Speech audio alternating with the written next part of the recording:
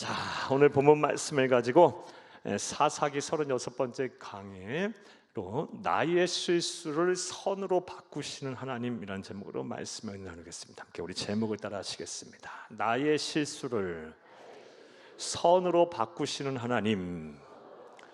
한 번 더 따라합니다. 나의 잘못을 선으로 바꾸시는 하나님. 하나님이 이런 분이에요. 오늘도 말씀을 통해 큰 은혜가 되기를 간절히 주의 이름으로 축복합니다. 오늘부터 사사기 14장 강의를 할 텐데 지난 시간에 대한 말씀을 간단하게 먼저 드리겠습니다.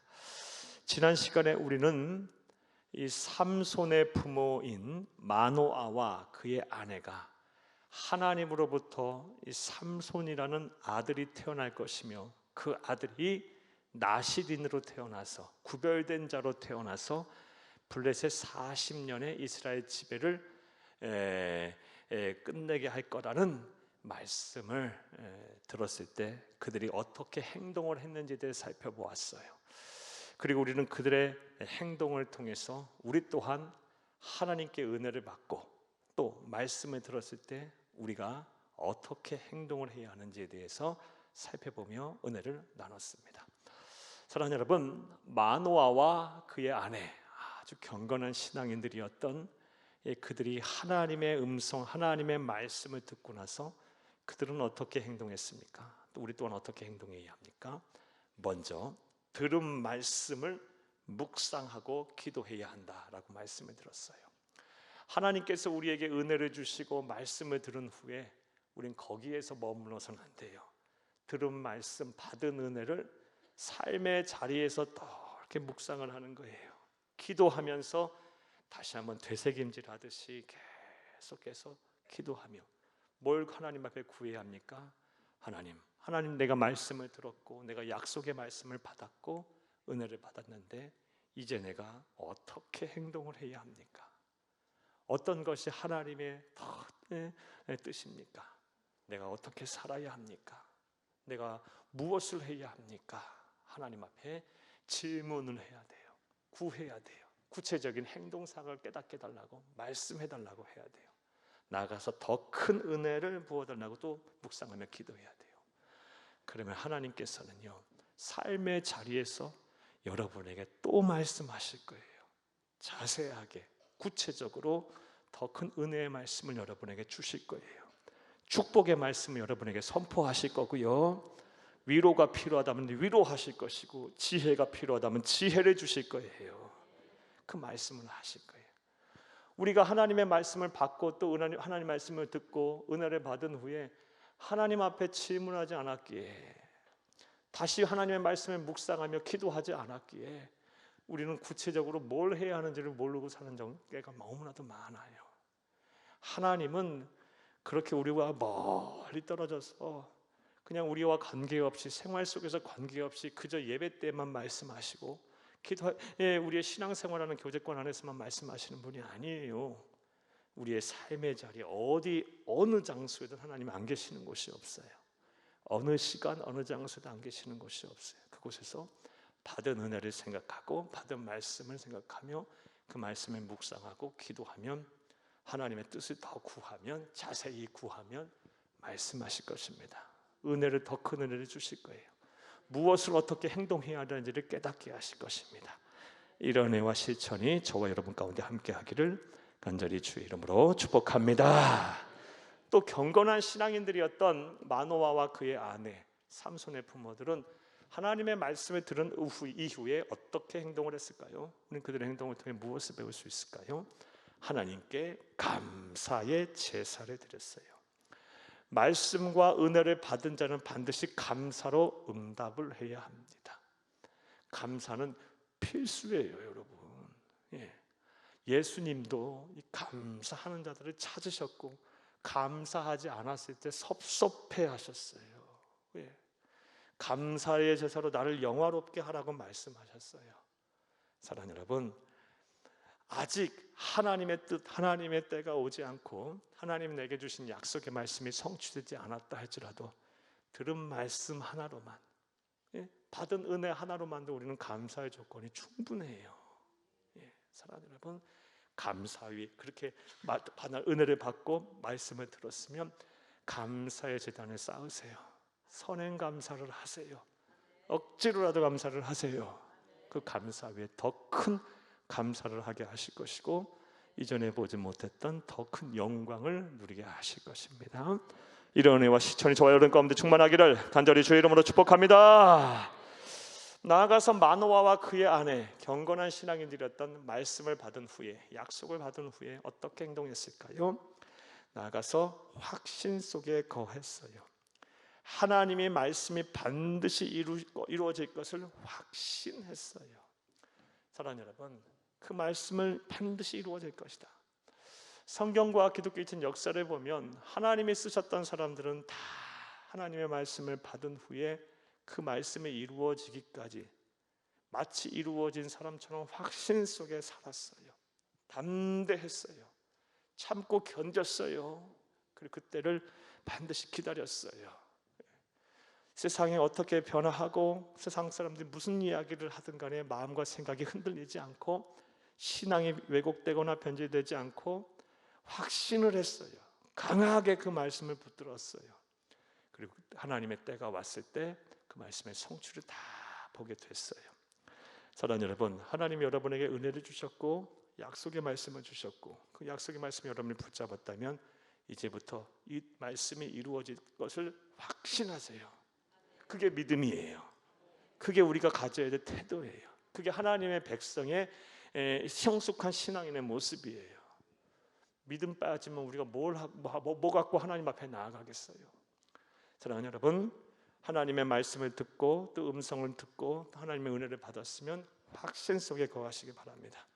반드시 하나님께서 여러분을 위해서 일하실 것입니다.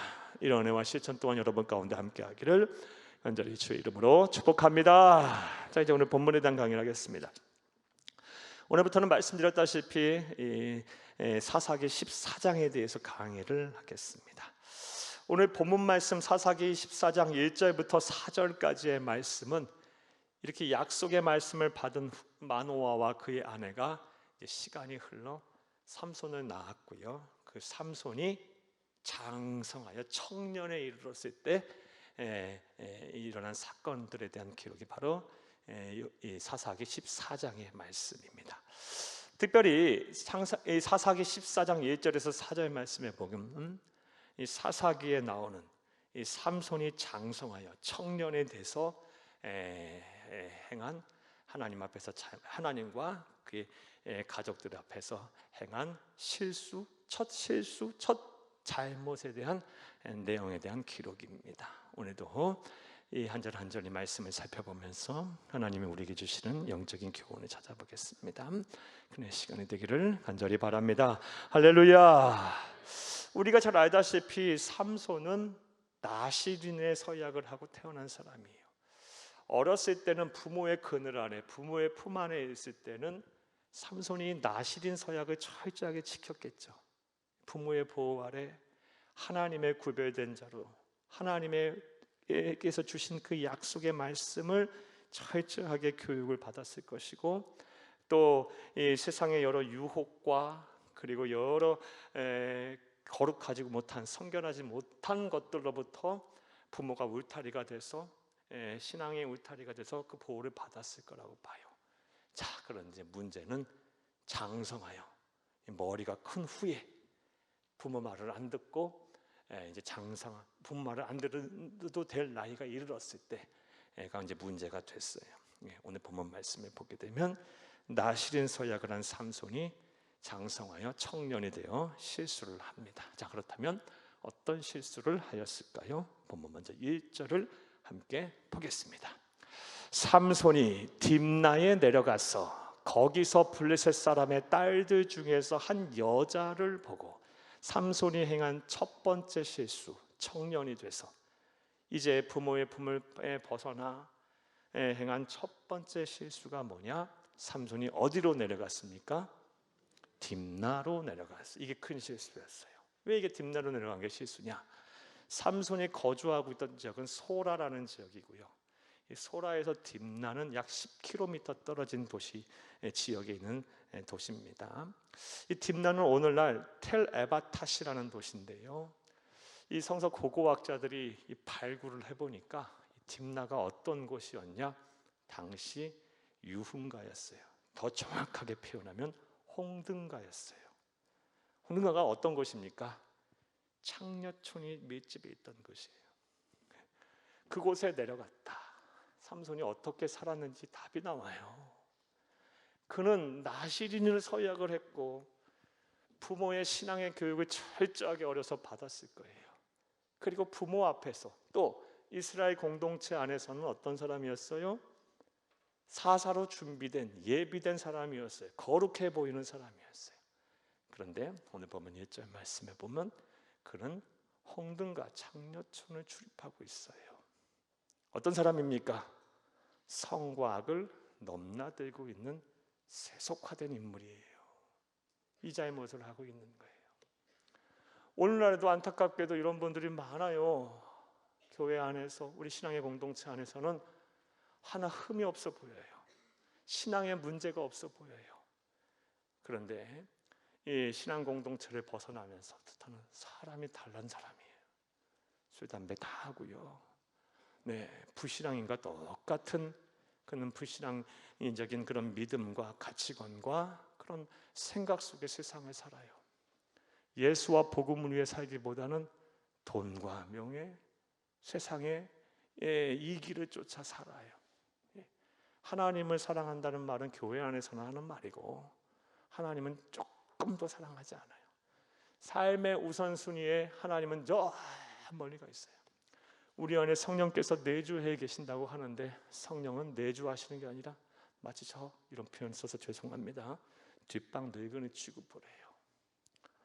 사랑하는 여러분 어떠십니까? 삼손이 그런 사람이 된 거예요. 어렸을 때 얼마나 철저하게 마노아와 그의 아내로부터 신앙교육을 받았겠어요. 사사로 키워지는 자예요. 하나님의 영광과 하나님의 기적을 마노아와 그의 아내는 체험했기 때문에 하나님을 만난 사람들이었기 때문에 어려서부터 철저하게 신앙교육, 말씀교육을 했을 것이고 이 소문이 안 났겠습니까? 이스라엘 공동체에 났을 거예요. 그리고 하나님께서 우리 지난 시간에 말씀에서 봤듯이 삼손이 성장함에 따라 여호와의 영이 인도하기 시작하였더라. 그걸 삼손이 막 자라면서 누구보다만 남다른 모습이 하나님께서 함께 하셔서 보였을 거예요. 다른 사람보다 더 지혜롭고 다른 사람보다 더 리더십이 있고 몸과 마음이 막 더 어른스러워지고 누가 봐도 이 사람은 정말 민족을 구원할 하나님이 준비한 영웅이다. 영웅으로 키워지는 자라는 것을 사람들이 다 인지하고 인식하고 있었을 거예요. 그런데 그것은 가족과 신앙 공동체 안에서만 조금 있다 보면 부모도 그걸 알아요. 그런 겉으로만 보여지는 모습이고 오늘 보면 1절 말씀에 보면 삼손이 딥나로 내려가서 거기서 블레셋 사람의 딸들 중에서 한 여자를 보았다. 홍등가를 출입하고 있는 사랑하는 여러분, 선과 악을 마음대로 드나드는 그런 세속화된 인물이었던 거예요. 성경은 이렇게 온 민족을 구원한, 이스라엘을 구원한 하나님이 크게 쓰신 사람의 치부까지도 적나라하게 드러나면서 우리에게 경고의 말씀을 하고 있어요. 하나님의 백성은 하나님 편에 서야 합니다. 아무리 세상이 악하고 불의하고 아무리 세상의 유혹이 심하다 할지라도 우리가 넘어서서는 안 되는 선이라는 게 있는 거예요. 자꾸 그 선을 자꾸 넘어서는 분들이 많아요. 죄송하지만 목사님들 중에서도 많아요. 지켜야 될 선이 있는 거예요. 신앙의 선이 있고 말씀의 선이 있고요. 기독교 2000년 동안 지켜온 교회의 전통이라는 게 있고 질서라는 게 있는 거예요. 또 무엇보다 하나님이 우리에게 창조하신 선한 양심의 선도 있고요. 신앙의 선도 있는 거예요. 자꾸 이것을 허물어요. 안 돼요, 여러분. 사랑하는 여러분, 선과 악을 넘나드는 세속화된 인간, 세속화된 신앙인이 되지 않기를 간절히 주 이름으로 축복합니다. 이런 사람 반드시 하나님의 책망을 받게 돼 있어요. 사랑하는 여러분, 우리 하나님이신 예수님도 세상에 계시는 동안 마태복음 6장 24절 말씀에 하나님과 재물을 겸하여 섬길 수 없다고 말씀하셨고, 그리고 요한계시록의 말씀을 보게 되면 하나님께서 초대교회 중에 7교회 중에 한 교회인 라오디아 교회를 책망하면서 뭐라 말씀하셨습니까? 요한계시록 3장 15절에서 16절 말씀에 차든지 뜨겁든지 해라, 내 입에서 토해버리겠다라는 말씀하셨어요.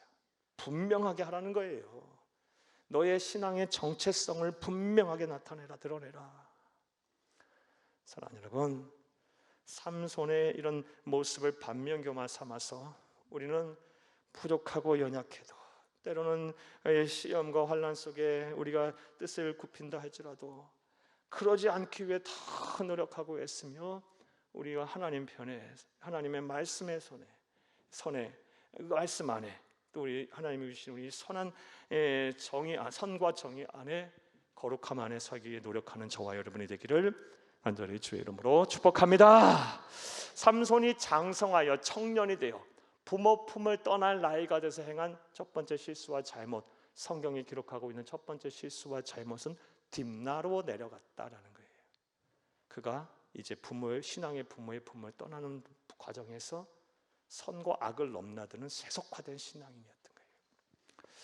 자, 두 번째로 삼손은 어떠한 잘못을 했을까요? 보면 2절을 함께 읽겠습니다. 올라와서 자기 부모에게 말하여 이르되 내가 딥나에서 블레셋 사람의 딸들 중에서 한 여자를 보았사오니 이제 그를 맞이하여 내 아내로 삼게 하소서 하매.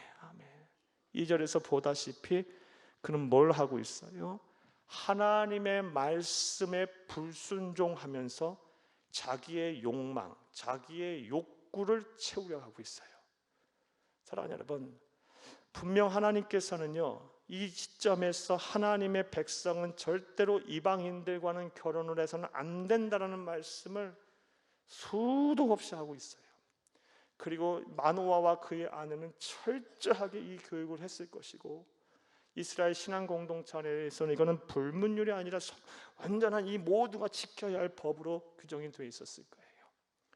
사랑하는 여러분, 출애굽하면서, 그리고 출애굽 이전부터 하나님께서 이스라엘 히브리 민족을 수많은 민족 중에서 아브라함을 통해서 선택하시면서부터 하나님께서는 아브라함을 통해 할례를 행하게 하셨고, 이 할례 받은 백성, 즉 하나님께 구별된 백성 안에서만 결혼을 하고 가정을 이루라는 말씀을 하나님께서 율법으로 제정을 하셨어요. 이 말씀 한번 보겠습니다. 신명기 7장 3절에서 4절 말씀 함께 보겠습니다. 하나님께서 율법으로 제정해 주신 말씀입니다. 또 그들과 혼인하지 말지니 네 딸을 그들의 아들에게 주지 말 것이요 그의 딸들도 내 며느리로 삼지 말 것은 그가 내 아내를 유혹하여 그가 여호와를 떠나고 다른 신들을 섬기게 함으로 여호와께서 너희에게 진노하사 갑자기 너희를 멸하실 것임이니라. 아멘. 그 이유는 반드시 우상 숭배하게 될 것이기에, 그것을 하나님 너무 잘하셨기 때문에 절대로 성도는, 하나님의 백성은 불신자와는 결혼하지 말아야 된다는 걸 율법으로 제정을 하셨어요. 삼손이 이거 몰랐겠습니까? 나시린으로 키워진 자인데요. 이상한 여러분, 나시린 서약 이전에 온 이스라엘 공동체가 또 가정에서 당연하게 지켜온, 대대손손 지켜온, 온 가족이 지켜온 신앙의 율법인 이 성도는, 하나님의 백성은 하나님의 자녀와 결혼해야 한다는 이 율법을 몰랐겠냐고요. 알면서 대놓고 하나님의 말씀에 불순종한 거예요. 사랑하는 여러분, 이것이 바로 삼손이 부모의 신앙의 품을 떠나는 순간에 행한 그의 첫 번째 실수 중에 하나입니다. 자, 사랑하는 여러분, 그렇다면 이제 오늘날 우리에게 적용을 한번 해보겠어요. 오늘날에도 성도는 불신자와는 결혼해서는 안 되나요? 여러분 생각 어떻습니까? 일단 하나님의 말씀의 선에서 분명하게 말씀드리겠습니다. 안 됩니다. 그렇다면 그 이유가 무엇일까요? 먼저 하나님의 명령이기 때문에 그래요. 고린도후서 6장 14절을 함께 보겠습니다. 너희는 믿지 않는 자와 멍에를 함께 매지 말라. 의와 불법이 어찌 함께하며 빛과 어둠이 어찌 사귀며. 성도는 성도와 결혼하라. 이게 하나님이 정하신 율법이에요. 말씀에 순종해야 돼요. 또 하나님께서는 왜 하나님의 백성을, 하나님의 자녀와 결혼을 하라고 말씀을 하셨을까요? 두 번째 이유는요, 이 믿는 자와 결혼하지 아니하면 영적으로 하나가 되지 않기 때문에 그래요. 신앙의 일치를 이루지 못하기 때문에 그래요. 사랑하는 여러분, 창세기 2장 24절 말씀에 보면 너희가 비로소 한 몸을 이룰지라 하라는 말씀을 하셨어요. 이 말씀 보겠어요. 창세기 2장 24절 함께 보겠습니다. 이러므로 남자가 부모를 떠나 그의 아내와 합하여 둘이 한 몸을 이룰지로다. 아멘. 이것은 단순히 육체적인 결합만을 의미하는 것이 아니고 하나님의 백성, 하나님이 세우신 가정으로서 영적인 하나됨을 말씀하고 계시는 거예요. 사랑하는 여러분, 결혼은 꼭 기억하세요. 단순히 육체적인 연합이 아니라 영적인 하나됨, 영적인 연합이에요. 따라서 불신자와 결혼하게 되면 영적으로 절대로 하나가 될 수 없어요. 예배, 기도, 자녀, 신앙교육 등 삶의 중심 가치가 다르기 때문에 결혼 생활하는 내내 끊임없이 충돌을 하게 돼요. 성도는 그리스도 중심, 불신자는 자기 중심 또는 세속 중심의 가치관에 따르게 돼 있어요. 하나가 안 된다고요. 하나님이 세우신 가정의 창조의 섭리와 어긋나요. 결혼은 성도는 하나님의 백성하고 하는 거예요. 나아가서 왜 오늘날에도 성도는 불신자와 결혼을 해야만 하나요? 세 번째 이유는요, 자녀 신앙교육에 악영향을 미치기 때문에 그래요. 하나님께서 가정을 세우신 중요한 목적 중에 하나가 바로 신앙의 대를 이어가는 믿음의 가정을 재생산하라는 거예요. 그래서 하나님의 나라가 가는 그날까지, 하나님 예수 다시 오실 때까지 이 땅에 물이 바다 덮음같이 가정을 통해서 온 세상에 하나님의 영광을 충만하게 하라는 것이 바로 가정에 하나님께서 세우신 설립 목적이에요. 자, 그런데 부모 중에 한 사람이라도 하나님을 모르면요, 자녀가 절대로 일관된 신앙을 가지기 어렵습니다. 경험해봐서 아시잖아요. 안 돼요. 아무리 남편 혹은 아내가 불타는 신앙의 열정을 갖고 있다 할지라도 한 사람이 그렇지 못하면 그 자녀가 제대로 되기가 정말 쉽지 않습니다. 정말 대단한 영적 싸움들을 하셔야 합니다. 물론 우리 성도님들 가운데 정말 순교의 각오를 가지고 남편 혹은 아내가 한 분이 굳건하게 신앙을 지켜서 자녀들의 그 신앙의 유업을 잊게 하시는 분들도 많아요. 하지만 누구나 다 알다시피 그 길은 가시밭길이에요. 십자가의 길이에요. 우리 성도가 그렇게 사는 거 하나님 뜻이 아니에요. 사랑하는 여러분, 네 번째로 하나님의 백성을, 하나님의 자녀와 반드시 결혼을 해야 하는 네 번째 이유는요, 영적인 전쟁에서 약해지기 때문에 그래요. 사랑하는 여러분, 결혼은 인생의 동력자를 선택하는 거예요. 자, 그런데 이 믿음에 있는 자와 믿지 않는 자와 결혼을 하게 되면 대부분의 성도들 중에 누가 이 영적인 전쟁을 할 때 양보를 합니까? 신앙 있는 사람이 양보해요. 왜요?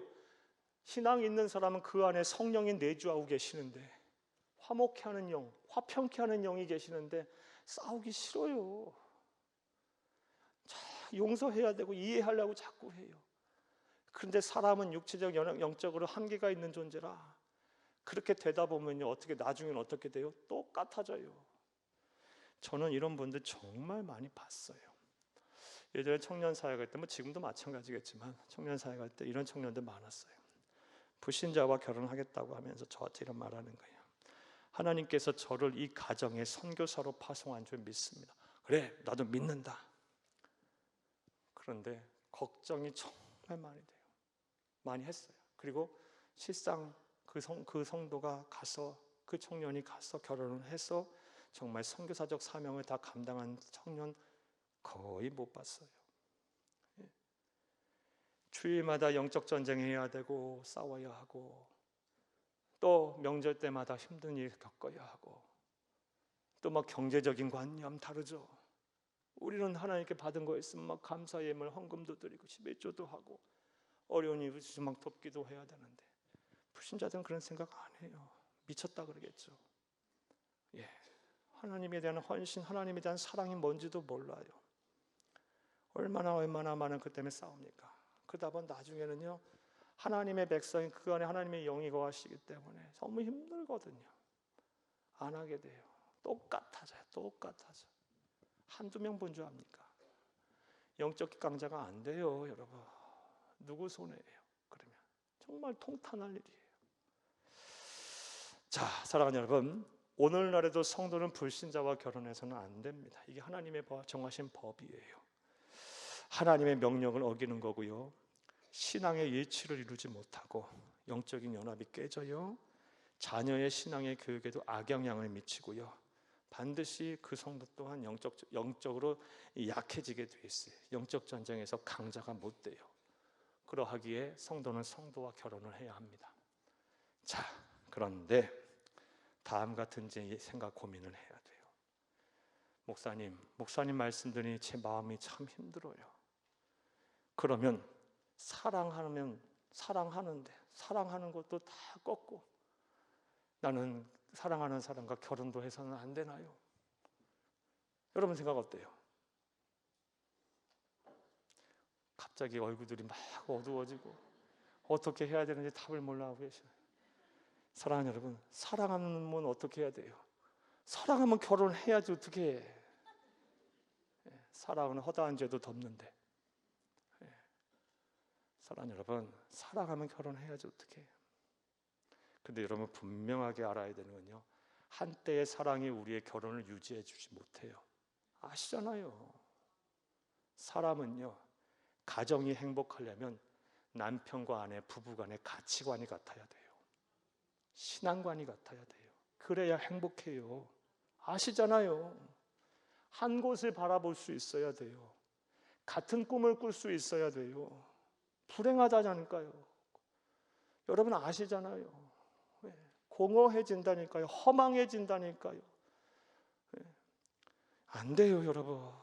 여러분은 그렇게 사는 게 하나님의 행복이 아니에요. 같은 꿈을 꾸고 같은 지경을, 하나님 나라의 지경을 바라보며 못 먹어도, 가진 것 없어도 초막이나 궁궐이나 빈들이나 어느 곳이든 간에 하나님의 나라를 같은 꿈을 꿀 수 있다면 그 가정은 행복한 가정이고 그 가정은 복을 받은 가정이며 은혜가 충만한 가정이에요. 남편과 아내, 부모가 자녀와 후손까지 같은 하나님을 바라보고 같은 꿈을 꿀 수 있다면요, 그 가정은 정말 은혜가 넘치는 가정이에요. 우리가 지향해야 될 가정이에요. 그러므로 성도는 성도와 가급적이면 결혼해야 돼요. 하지만 사랑한다면 해야지. 그리고 진정 사랑한다면 믿지 아니하는 남편과 아내 지옥 가게 만들 수는 없잖아요. 이 세상 사는 동안 사랑하는 여러분, 하나님의 나라에 대가 뭔지도 모르고 그에 대한 헌신과 봉사와 희생도 모르고 또 예수와 복음이 뭔지도 모르고 하늘 행복이 뭔지도 모르고 살다가 어디서부터 어디로 가는지도 모르고 살다가 죽음의 공포와 두려움에 떨며 이 세상 끝나게 할 수는 없는 거 아니에요? 아니면 허탄한 지식에 맹목적으로 복종하고 순종하며 뭐 무신론이 되느니 뭐 사람이 죽으면 영원한 동면에 된다느니 두 번, 세 번, 네 번 뭐 윤회를 한다느니 뭐 요즘 드라마에서는 뭐 네 번까지 생명이 있다고 별의별 잡스러운 소리들 많이 하는데 여러분 그런 소리에 막 삐쳐서 뭐 이번 생은 망했다느니 뭐 했다느니 이런 소리는 하면 사는 그런 진리에서 완전히 벗어난 인생을 살게 할 겁니까? 말이 안 되는 거예요. 진정한 사랑을 하세요. 진정한 사랑은 영혼을 구원해요. 반드시. 사랑하는 여러분, 사랑하면 결혼해야지 뭐 어떻게 해요. 당연한 건데 사랑은 허다한 죄도 없고 사랑보다 더 큰 율법과 계명은 없는데 다만 진정한 사랑을 하세요. 그리고 그 사랑의 결과로 영적으로 하나가 되기를 바라고 여러분뿐만 아니라 자녀들과 후손들도 복을 받기를 바라고 복을 받는 정도가 아니라 대대손손 복을 받는 신앙의 명문가정이 될 수 있기를 간절히 주의 이름으로 축복합니다. 축복합니다. 축복합니다. 자, 두 번째로 삼손이 잘못한 것, 그가 이 장성하여 청년이 되어 부모 품을 떠나면서 잘못한 것은요, 하나님의 말씀을 대놓고 무시해 버립니다. 큰 잘못이에요. 세 번째 삼손이 잘못한 잘못이 무엇일까요? 세 번째 잘못은요, 경건한 부모의 신앙적 충고를 거역합니다. 한번 따라합니다. 경건한 부모의 신앙적 충고를 거역하였다. 3절을 함께 읽겠습니다. 그의 부모가 그에게 이르되 내 형제들의 딸들 중에나 내 백성 중에 어찌 여자가 없어서 네가 할례 받지 아니한 블레셋 사람에게 가서 아내를 맞으려 하느냐 하니 삼손이 그의 아버지에게 이르되 내가 그 여자를 좋아하오니 나를 위하여 그 여자를 데려오소서 하니라. 아멘. 너무 이 말씀을 얌전하게 읽었어요. 부모의 입장에서 상반절은 읽어야 하고 하반절은 삼손의 입장에서 서서 읽어야 돼. 부모의 입장에서 읽으면요, 속상해하면서 막 한탄하면서 마음 아파하면서 네가 어찌하여 하나님의 백성 중에 여자가 없어 그러냐? 그럼 자식 이기는 부모 없다고요. 아휴, 어떡하나 하면 이 삼손이 계속 이 탈선해가는 과정을 지켜봤겠죠. 예? 그러면서도 사람들한테 얘기할 수 있었겠어요. 자식의 흉인데 부모가 어떻게 자식의 흉을 남에게 얘기해요? 예. 절대 얘기 못하죠. 여러분도 못하잖아요. 저도 못해요. 예, 안 되잖아요 이거. 그러면서 속으로 막 얼마나 그 속이 새카맣게 탔겠어요. 하나님이 나 시즌으로 세웠는데 과연 이 아들이 하나님 앞에 버림받으면 어떡할까? 어떡할까? 이래서 될까 과연? 막 속상해하면서 이 말까지 하는 거예요. 그런데 삼손의 입장에서 하반절을 읽으면 좋게 얘기했겠어요? 내 인생 내가 살 건데 왜 이게 그냐고 막 그러면서 하나님 말씀 반명해 주냐고 막 그러면서 네가 당신들이 뭘 하냐고 막 이러면서 뭐 몸과 마음도 막 우람할 거 아니야. 목소리도 막 클 거 아니야. 막 그러면서 막 문짝을 들었다 놨다 하고 문짝이 있었는지 없었는지 모르겠지만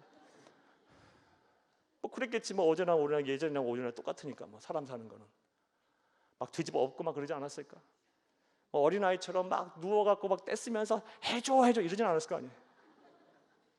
예, 장성한 아들인데 예, 부모를 한 손으로 들었다 놨다 할 텐데 예, 얼마나 부모가 아파서 속이 속상했을까요? 말이 잘 안 나오네요. 얼마나 속상했을까요? 여러분도 속 아프시죠? 공감하시죠? 이거 공감 못하는 부모가 어디 있어요? 이 자리에 계신 분들 중에 이런 말 들었을 때 신앙의 부모 다 신앙의 부모거나 또 믿음의 성숙한 신앙인들일 텐데 이런 소리를 공감하지 못할, 이런 입장을 공감하지 못할 성도가 어디 있습니까? 굉장히 속상하고 마음 아팠을 거예요. 삼손의 세 번째 잘못한 실수는 경건한 부모의 신앙적 충고를 거부합니다. 이거 불효죠. 사랑하는 여러분, 성경은 분명하게 효도가 무엇인지를 말하고 있어요. 그것이 무엇입니까? 에베소서 6장 1절에서 3절을 함께 읽겠습니다. 자녀들아, 주 안에서 너희 부모에게 순종하라. 이것이 옳으니라. 네 아버지와 어머니를 공경하라. 이것은 약속이 있는 첫 계명이니 이로써 네가 잘되고 땅에서 장수하리라. 아멘. 1절에 보게 되면 순종이라는 단어가 눈에 확 들어오네요. 성경적에서 말하는 효도. 두 번째 2절을 보게 되면 공경이라는 단어가 또 확 눈에 들어오네요. 3절은 효도했을 때 받게 되는 복이고요. 순종과 공경이 바로 성경에서 말하는 효도입니다. 자, 그런데 순종에는 조건이 붙어요. 주 안에서 순종하랍니다. 주 안에서 순종. 이게 뭘 의미해요? 부모의 말과 행동에, 부모의 조언과 부모의 말에 순순히 복종하는 것이 그게 효도예요. 그런데 주 안에서 하라. 주 안에서 하라는 것은 신앙 안에서, 하나님의 말씀 안에서. 하나님보다 더 사랑하는 것은 없어야 한다. 하나님의 말씀보다 더 권위가 있어서는 안 된다. 아무리 부모의 말이라 할지라도 이 말이죠. 신앙 안에서 하나님의 말씀 안에서 하는 부모의 말이라면 뭐 해라? 순순히 복종해라. 이게 바로 성경에서 말하는 효도예요. 더 예를 안 들어도 되겠죠? 여러분 수준이면요. 예. 또 2절 말씀에 보면 아버지와 어머니를 공경하라는 걸 하라고 말해요. 그게 부모에게 이게 바로 효도합니다. 공경하라는 말은 뭘까요? 부모를 인격적으로 존경하라는 말이에요. 귀하게 여기라는 말이에요. 또 사랑하는 여러분, 어렸을 때는 자녀들이 부모를 보면 정말 다 영웅이고 막 히로인이고 못할 것이 없는 사람처럼 보여요. 존재처럼 여겨져요. 그런데 자녀가 조금씩 커가게 되면 부모의 허물도 보이고 연약함도 보이고 또 막 다른 부모, 다른 사람들과의 관해 막 상대적인 비교도 하게 되거든요. 그렇게 되면 어떻게 돼요? 부모를 존경하고 부모를 존경하고 인정하는 자녀들 그리 많지 않아요. 사랑하는 여러분, 그렇게 되면 또 부모는 또 자녀를 어떻게 생각하게 돼요? 자녀들에 대해서 한없이 미안해하면서 한편으로는 자녀가 무서워져요. 두려워져요. 이런 관계가 되는 건 자녀가 부모도 물론 잘한 것도 없겠지만 1차적으로는 자녀가 공경하지 않아서 그래. 성경적으로 효도하지 않아서. 사랑하는 여러분, 하나님께서 나에게 부모를 주셨다. 내 부모를 통해서 내가 세상에 태어났다. 그거 하나만으로도 부모는 우리에게 존경의 대상이 되는 거예요.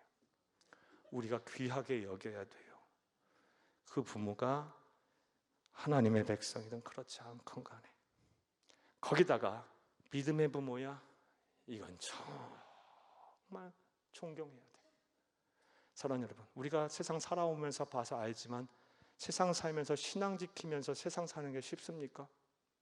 세상의 유혹을 견디면서 세상에서 그럴듯하게 떵떵거리며 사는 게 쉽습니까? 여러분 힘들고 어려우시잖아요. 그러면서도 믿음 지키며 이제까지 오셨잖아요.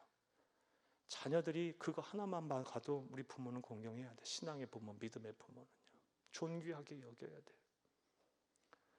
주일날 그 힘든 몸 토요일날까지 일하고 주말까지 없이 막 일하고 하다가 주일날 그 힘들고 아픈 몸을 끌고 와서라도 막 하나님께 예배하고 막 찬양대, 봉사, 교사, 이것저것 하는 그 부모, 그 저녁까지 막 힘든 노고를 끌고 와서 예배드리고 또 힘들고 어려서 막 찾아다니면서 나 자신만 다른 사람의 일까지 구하며 살고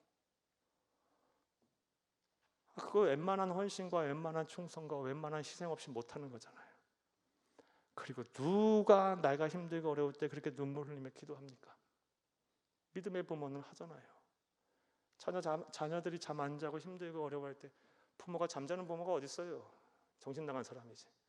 제정신이 없는 사람이지. 하나님 여러분, 자녀가 잠을 안 자면 부모는 잠을 못 자죠. 자녀가 힘들어하는데 어떻게 부모가 잠자면서 편하게 누워있어요? 기도하죠. 믿음의 부모라면요. 마음 아파하면서요. 그런 거 하나하나만 생각해봐도 부모는 정말 존경의 대상이에요. 그렇게 하는 게 귀하게 여기는 게 바로 뭐다? 성경에서 말하는 효도예요. 그런데 삼손은 분명 그걸 안 하고 있어요.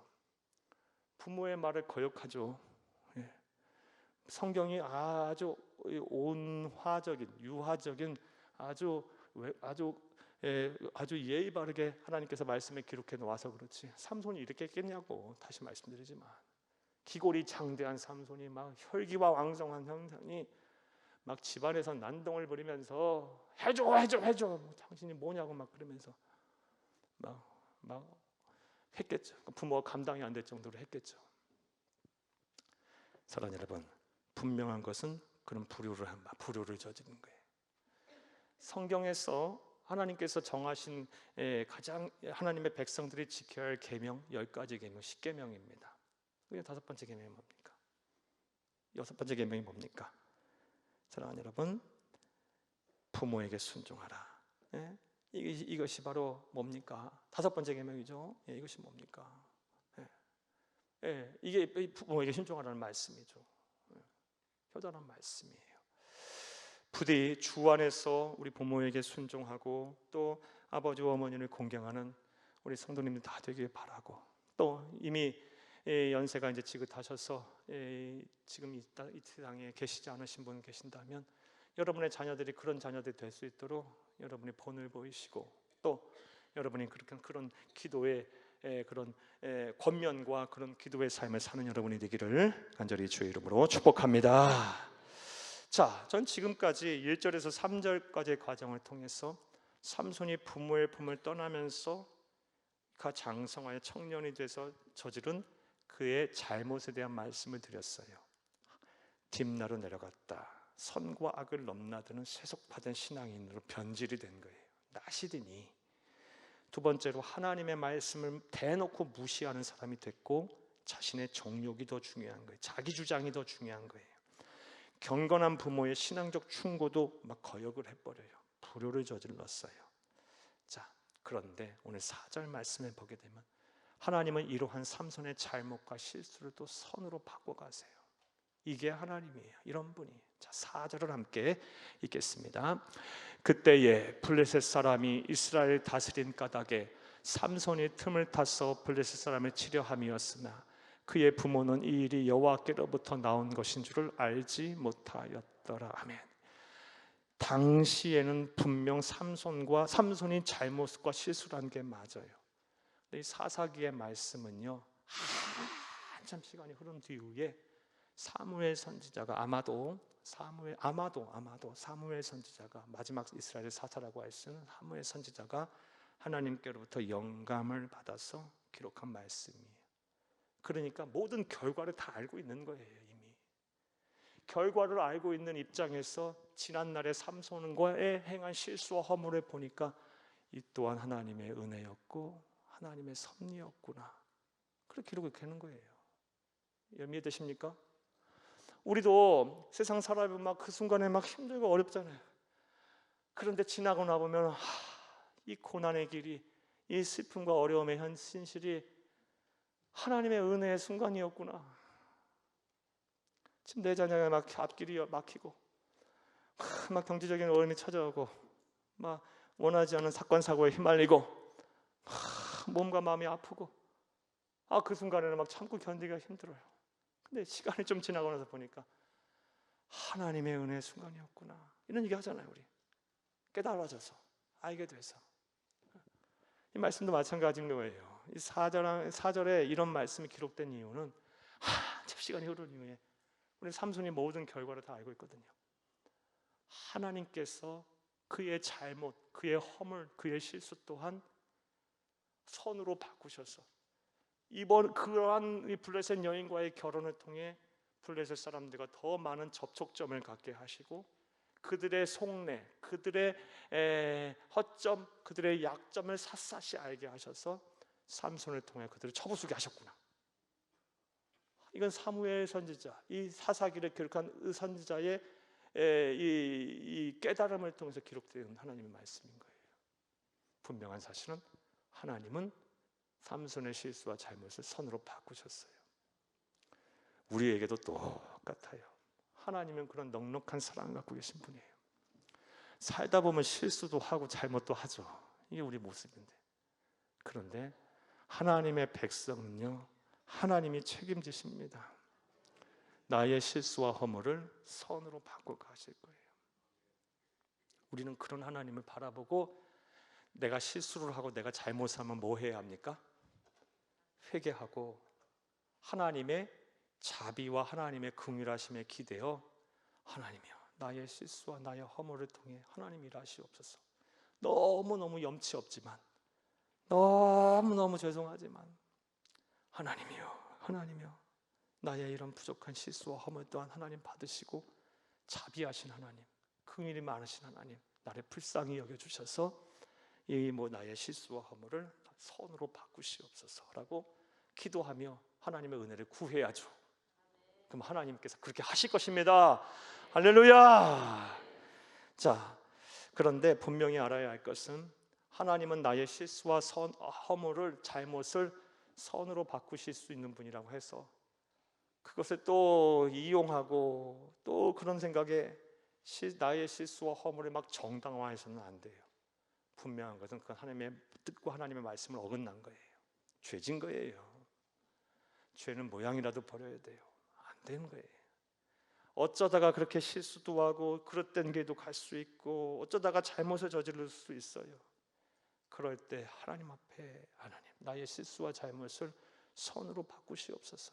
정말 염치 없지만, 정말 부족하지만, 정말 죄송하지만 하나님 나에게 기회를 주세요. 나의 삶을 변화시키세요. 하나님이여, 하나님 나에게 자비와 은혜를 부어주세요 라고 그 자비와 은혜를 구해야 되는 거예요. 그러면 선으로 바꾸실 거예요. 이런 하나님 우리는 섬깁니다. 이런 은혜와 복이 실천이 저와 여러분 가운데 있기를 간절히 주의 이름으로 축복합니다. 축복합니다. 축복합니다. 한번 따라합니다. 나의 실수와 잘못을 하나님은 선으로 바꾸신다. 복음이죠. 기쁜 소식이죠. 복음이에요. 한 번 더 따라해요. 나의 실수와 잘못을 하나님은 선으로 바꾸신다. 할렐루야. 이거 온전히 믿는 저와 여러분 되기를 간절히 바랍니다.